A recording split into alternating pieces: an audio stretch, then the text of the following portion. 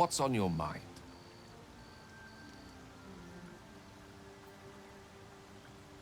The very same. Karsus was perhaps the most powerful wizard that ever lived.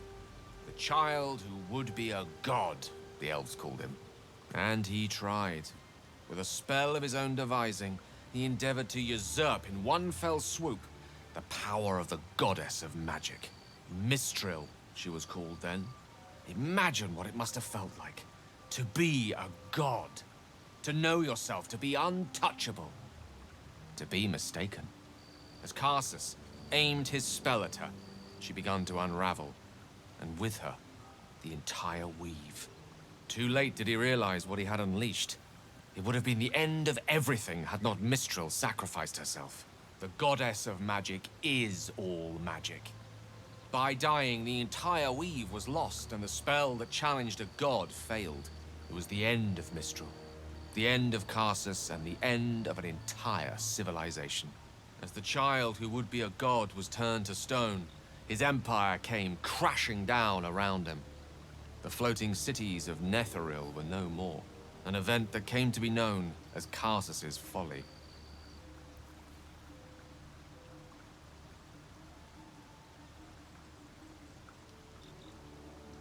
Loving them has its side effects as well. Now, so many centuries later, I try to follow in the footsteps of Karsus. Not to destroy Mystra, but to prove my love for her. I tried to control only a fraction of the magic that was unleashed that fateful day. I merely sought to return one tiny diamond to an imperfect crown. Gale's folly, one might call it. History, repetition. It's the way things go.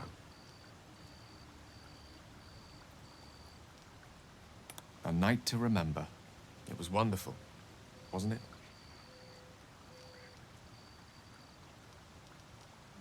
That's certainly a word for it. Before we go on, though, do first let me apologize. To share such a night with you only to tell you of a previous lover the next morning. It wasn't the most gentlemanlike behavior. But I had to finally tell you. Silence would have been far worse behavior still. Nevertheless, I am sorry.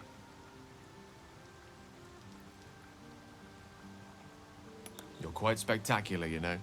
But you first approached me about the other night. What was it you wanted to tell me?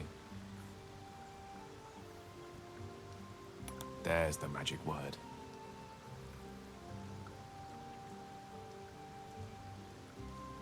If it should ever come to that, if I ever know I am no longer able to stop it, I will do anything I can to ensure no one but me pays for my mistakes.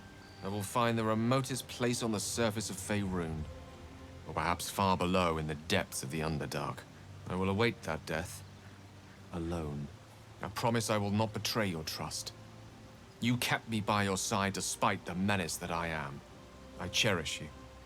If worst comes to worst, I will be long gone before the curtain falls. That is most gratifying to hear. May I?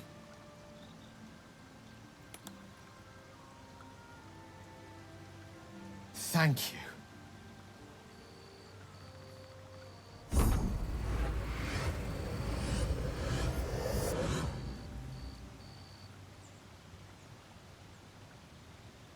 Gods.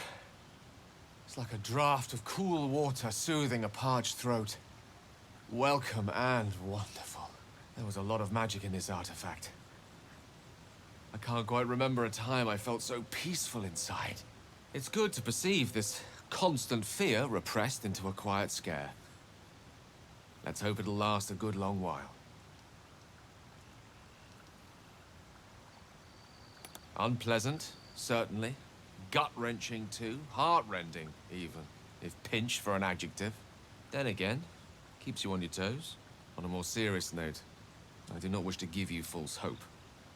We're only treating the symptoms, not the cause.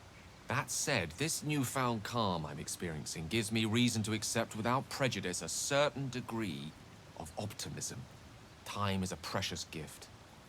With time, we may even reach Baldur's Gate, a city rife with magic, wizards, scholars, and perhaps solutions.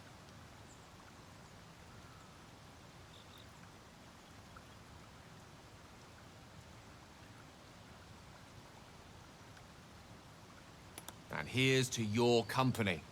Oh, I can picture it now. Academies, libraries, laboratories.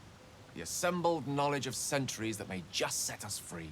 Better yet, soft beds, home-cooked meals, and all the other little luxuries this wilderness so brashly denies us. Gods, I'd pay a king's ransom for a hot, lavender-scented bath. Minstrels serenading as I close my eyes and let the water's warmth dissolve all woes. Plenty to look forward to.